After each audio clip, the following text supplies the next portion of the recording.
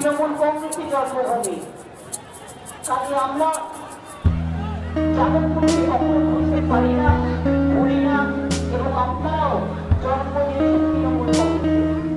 তাই আপনাদের সকলের কাছে, মা ভাই বোনদের সকলের কাছে, যারা বাড়িতে আছেন, যারা উপরে আছেন, যারা কলোনিতে আছেন, যারা রাস্তায় আছেন, রিক্সাওয়ালা, অটোওয়ালা থেকে শুরু করে দোকানদার, সবাইকে বলবো যে আপনারা প্লিজ দয়া করে আপনাদের ভোটটা প্রতিবারের মতো, প্রতিবারের থেকে এবারে একটু আলাদা, এই কারণে এটা লোকসভা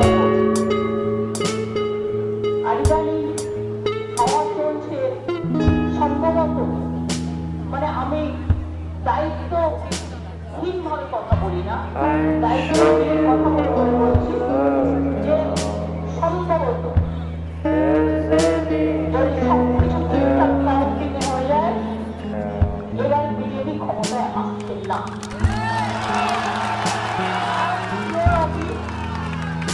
তার সবকিছুর একটা লক্ষণ লেখা উচিত। তাই আপনাদের দেশের মূল্যবৃদ্ধি আকাশ ছোঁয়া, কাউকে দেয়নি, মিথ্যে কথা বলছি, বিনা পয়সায় রেটাল দিচ্ছে, সব আমরা দিচ্ছি, একটা পয়সা দেয় না, জিএসটির নামে সব টাকা তুলে নিয়ে চলে যায়।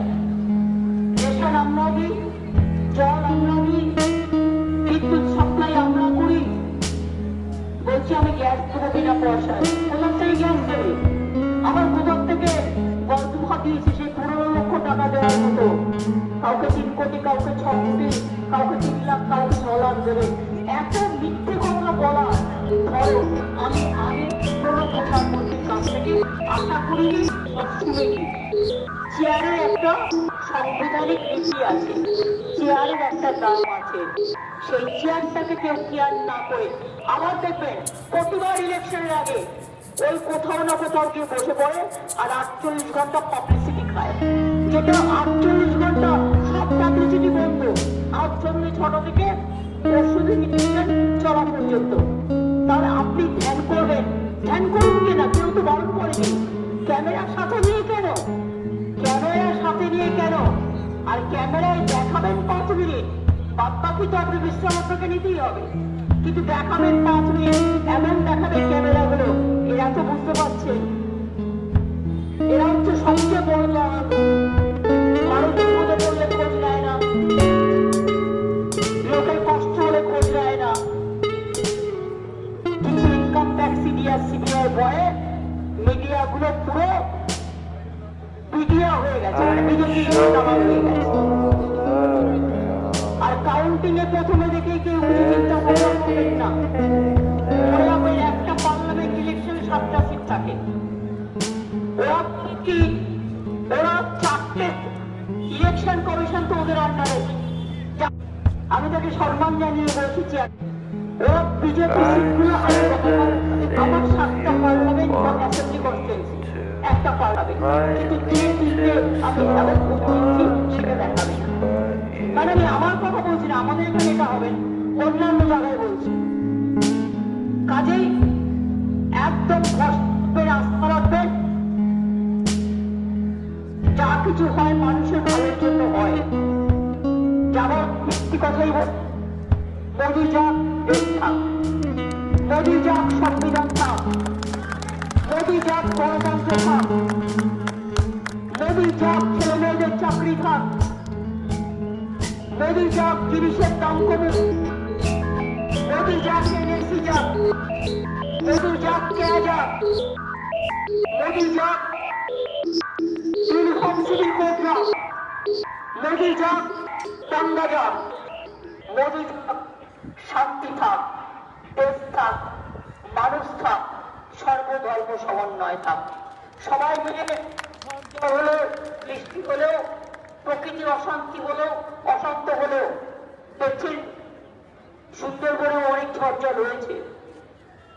আমরা 46 লক্ষ লোককে ওই রাতের মধ্যে, এখন আমাদের রিলিফ সেন্টার আছে, সেন্টার করে দিয়েছি, তুলে নিয়ে এসছি, আবার তারা বাড়ি পৌঁছে গেছে, কিন্তু তাদের বাড়িটা বানিয়ে দিতে হবে।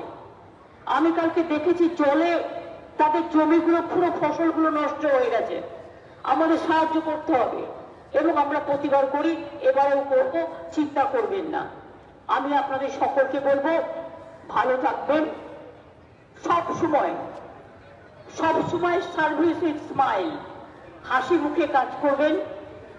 উদ্বাস্তু কলোনিগুলোকে প্রত্যেকটাকে প্রশাসন দিয়ে রেকগনাইজ করে দেওয়া হচ্ছে। 99% হয়ে গেছে, যদি কিছু বাধা থাকে সেটাও হয়ে যাবে। আর বস্তিকে আমরা ঠিকা পূজা দিয়ে দিয়েছি, সম্মান। আমরা এখন বস্তি যেন না বলি, বস্তির জায়গায় আমি মেয়রকে বলে দিয়েছি নামটা উত্তরণ।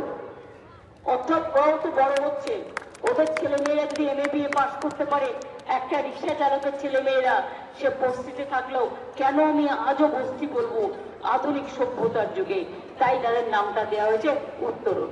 সবার উত্তরণ হোক। এই দেখুন সূর্য মামা আকাশে উঠেছে এবং কলোনি স্থায়ী যে জমির পাট্টা প্রত্যেকে কলোনির নাম দিয়েছে স্থায়ী ঠিকানা। কেন চিরকাল বলবে কলোনি? কলোনি বলতে বলতে শোনায় যে আমি এখনো হয়তো ওপার বাংলা থেকে এসেই বসে আছি, আমার স্থায়ী ঠিকানা হয়নি। স্থায়ী ঠিকানা কলোনিগুলো তার নিজস্ব স্থায়ী ঠিকানা পেয়ে যাবে। আমাকে এখন 12 কিলোমিটার হাঁটতে হবে, চললাম। ভালো থাকবেন, অনেক অনেক ধন্যবাদ।